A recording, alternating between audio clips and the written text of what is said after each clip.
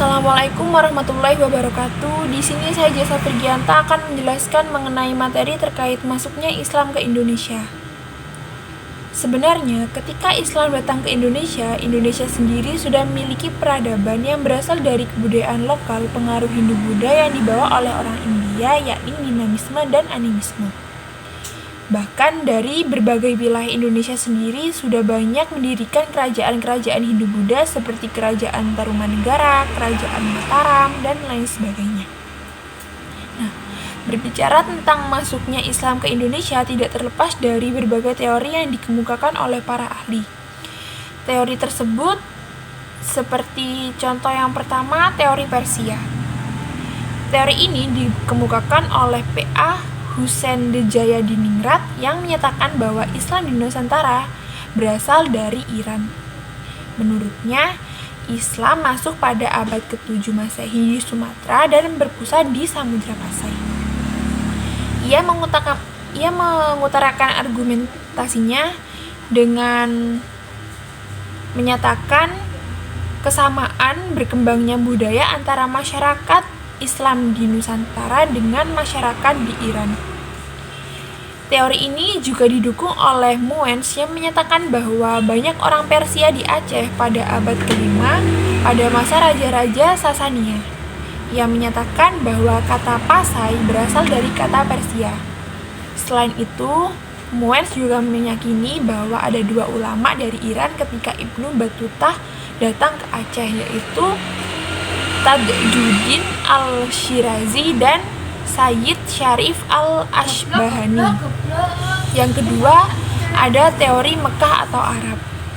Teori ini dikemukakan oleh Hamka dalam Disnatalisnya di Yogyakarta pada tahun 1958. Dalam hal ini, Hamka menolak tinjauan bahwa kedatangan Islam di Indonesia pada masa abad ke-13 Masehi dan turun berasal dari Gujarat.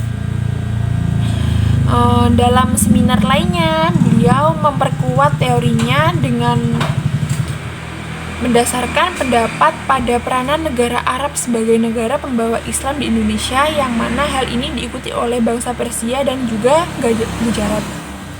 Ada alasan lain dari Buya Hamka, yakni ia percaya bahwasanya Islam masuk ke Indonesia melalui wilayah aslinya yakni Timur Tengah. Penelitian tentang mazhab Syafi'i sebagai mazhab khusus Mekah dan memiliki pengaruh besar di Indonesia. Selanjutnya yang ketiga, teori Gujarat atau teori India. Ilmuwan yang pertama kali mencetuskan teori ini yakni P. Schnabel dari Universitas Leiden. Menurut beliau, Islam dibawa ke Nusantara oleh masyarakat Arab Syafi'i yang pindah ke India dan menetap di sana. Di dalam perkembangan selanjutnya, Snow Horrocrux menyimpulkan bahwa Islam Nusantara bukan berasal dari bangsa Arab, tapi berasal dari India karena dilihat dari adanya hubungan perdagangan jangka panjang antara India dan Nusantara, serta tulisan Islam tertua yang ada di Sumatera mengarah pada keterkaitan antara Sumatera dan Gujarat. J.P.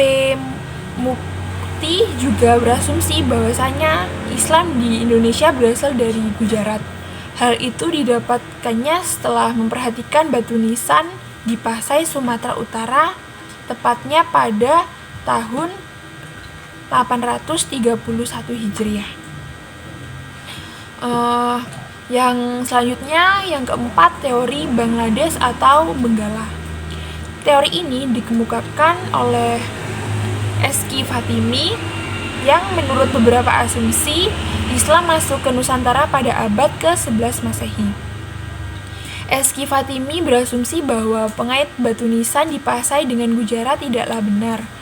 Menurut penelusurannya, corak dan bentuk batu nisan Malik As-Saleh berbeda sekali dengan batu nisan yang ditemukan di Gujarat atau yang lainnya. Fatimi percaya bahwasanya gaya dan batu nisan itu hampir sama dengan adanya yang ditemukan di Benggala. Oleh sebab itu, hampir pasti semua batu nisan berasal dari Benggala. Selanjutnya, teori yang kelima, teori Cina. Teori Cina dikembangkan oleh Slamet Mulyana dan Sumanto Al-Qurtubi. Mereka menjabarkan masuknya Islam ke Indonesia dengan dibawa oleh perantau Islam Cina yang datang ke Nusantara. Teori ini didasarkan oleh beberapa bukti seperti fakta Muslim Cina bermigrasi dari Canton ke Islam Tenggara, tepatnya ke Palembang pada tahun 879 Masehi. Selanjutnya, saluran-saluran Islamisasi masuknya Islam ke Indonesia. Ada beberapa jalur tentang menyebarkan Islam ke Indonesia. Yang pertama, perdagangan. Selanjutnya, saluran-saluran Islamisasi masuknya Islam ke Indonesia. Ada beberapa jalur yang mana digunakan untuk menyebarkan agama Islam ke Indonesia. Yang pertama, jalur perdagangan. Jalur perdagangan ini sangat menguntungkan dikarenakan para raja dan bangsawan terlihat dalam perdagangan tersebut. Mereka menyebarkan ajaran Islam juga menjual barang-barang jualannya ke penduduk setempat. Jika sang raja memeluk agama Islam, maka otomatis para rakyatnya juga ikut memeluk agama Islam. Yang selanjutnya, jalur pernikahan. Dari segi ekonomi, saudagar Muslim berada pada posisi sosial yang lebih baik dibandingkan sebagian besar penduduk setempat, sehingga penerimaan mitra di kalangan saudagar menjadi daya tarik tersendiri dan sumber kebangsaan terutama bagi para putri bangsawan. Sebelum menikah, mereka masuk Islam terlebih dahulu dan memiliki keturunan berkembang lalu memunculkan kerajaan-kerajaan Islam di berbagai daerah. Selanjutnya yang ketiga, jalur tasawuf. Tasawuf ini merupakan bagian dari ajaran Islam yang mana para tokoh sufi ini seringkali memiliki keahlian khusus sehingga bisa menarik orang untuk memeluk Islam. Keahlian ini seringkali terwujud dalam menyembuhkan mereka yang sakit lalu sembuh dengan kurun waktu yang dekat. Selain itu ada juga yang mewujudkan sebagai kekuatan magic yang sangat familiar bagi penduduk setempat. Yang selanjutnya dari jalur pendidikan. Tokoh religius seperti ulama dan kiai menyebarkan agama Islam melalui pesantren, surau, masjid, dan lain-lain. Para wali menetapkan pesantren sebagai tulang punggung misionaris Islam pada masa depan. Setelah belajar di pondok, mereka kembali ke kampung halamannya untuk berdakwah ke masjid-masjid, kemudian ke halaman-halaman, ke rumah warga-warga setempat untuk belajar membaca Al-Quran. Selanjutnya dari jalur kesenian. Banyak juga jalur kesenian yang digunakan sebagai media untuk menyebarkan Islam seperti wayang, terus ada seni sastra, terus ada seni pahat, arsitektur, patung, dan musik juga tari. Selanjutnya yang terakhir dari jalur politik. Para wali songo dikenal menerapkan strategi dakwahnya di kalangan penjabat kerajaan seperti Pajajaran dan Majapahit. Kerajaan-kerajaan Islam di Sumatera, Jawa, dan Indonesia bagian timur berperan melawan kerajaan-kerajaan non-Islam untuk tujuan politik. Kemenangan politik tersebut digunakan oleh para wali songo untuk menyebarkan agama Islam sehingga para penduduk non-muslim langsung masuk ke agama Islam. Selanjutnya, bukti atau fakta sejarah tentang masuknya Islam ke Indonesia. Yang pertama, ada surat dari Raja Sriwijaya. Dalam buku Jaringan Nusantara Islam karya Profesor Dr. Asyumardi Asy'ari mengklaim bahwa Islam ada pada masa kerajaan Sriwijaya. Surat ini dikirim Raja Sriwijaya kepada Umar bin Khattab yang di dalamnya berisi ucapan selamat kepada Umar bin Khattab atas terpilihnya sebagai pemimpin umat Islam menggantikan Abu Bakar. Selanjutnya yang kedua, bukti Fatimah binti Maimun. Ditemukannya sebuah makam Islam di Leran, Gresik yang bertuliskan nama seorang wanita yang bernama Fatimah binti Maimun.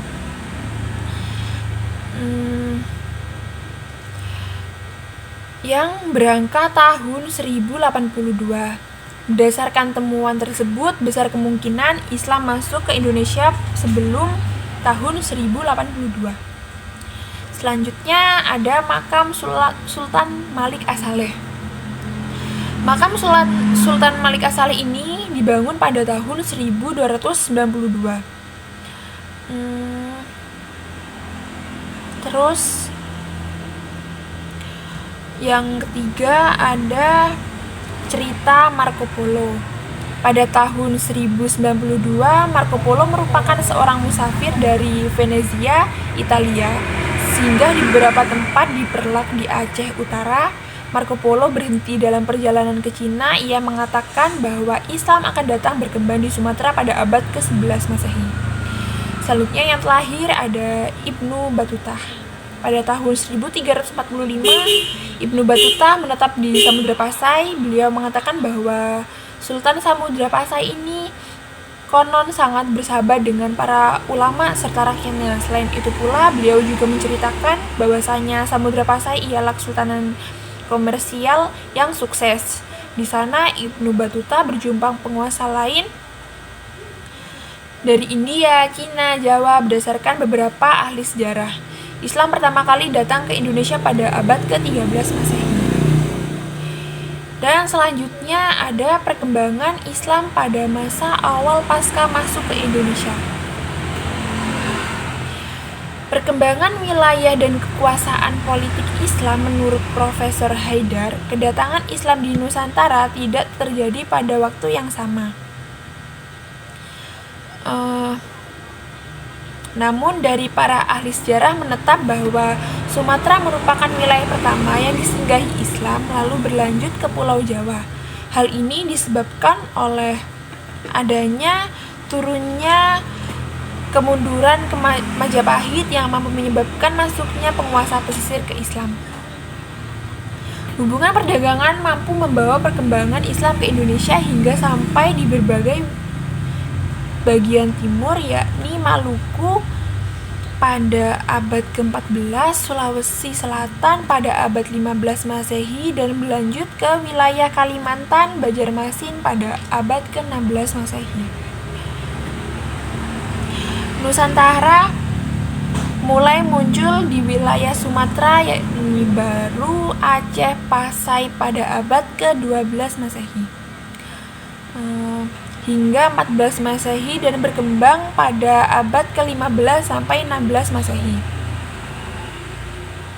Selanjutnya dari Aceh, Islam kemudian menyebarkan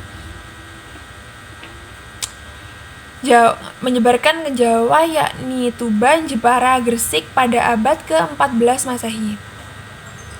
Kemudian berlanjut ke wilayah Ternate dan Tidore pada abad 15 Masehi. Nah, 10 tahun kemudian, pada tahun 1480, Islam datang ke wilayah Demak dan berkembang pesat karena berdirinya kerajaan Demak antara tahun 1575 dan 1580 Masehi. Islam masuk ke Banten dan Cirebon pada tahun 1525, walaupun wilayah Kalimantan pada tahun 1580, Islam Buto dan Banjarmas datang. Berkembangnya Islam di wilayah ini ditandai dengan berdirinya kerajaan Banjar antara tahun 1980 sampai 1988. Pada tahun yang sama dengan berakhirnya kerajaan Islam di Banjar, berdiri pula kerajaan Islam Mataram antara tahun 1588 sampai 1849. Kedatangan dan berkembangnya Islam di Makassar terjadi pada tahun 1605 sampai 1669. Proses islamisasi yang dilakukan oleh para mubalik menciptakan komunitas muslim di berbagai daerah yang mendorong berdirinya kerajaan-kerajaan Islam di Nusantara. Selanjutnya yang kedua, peranan ulama pada masa perkembangan Islam. Ulama merupakan public figure yang berkembang pada awal perkembangan Islam. Sosok yang pertama menyebarkan Islam melalui jalur perdagangan dan memompa denyut nadi perekonomian. Dan yang kedua, kesultanan yang menyebarkan Islam dengan kekuatannya. Kualitas ini memadukan dai dalam menyebarkan Islam dan menjadikan Islam berkembang lebih efektif. Saat itu, Islam berkembang lebih efektif dan terbagi menjadi 3 jalur budaya. Yang pertama, jalur budaya yang meliputi giliran kerja, pendidikan, seni, budaya, dan perkawinan. Yang kedua, struktural, politik, dan kekuasaan. Dan juga yang ketiga, ekonomi, yakni jalur perdagangan. Hanya itu yang dapat saya sampaikan, kurang lebihnya saya mohon maaf. Wassalamualaikum warahmatullahi wabarakatuh.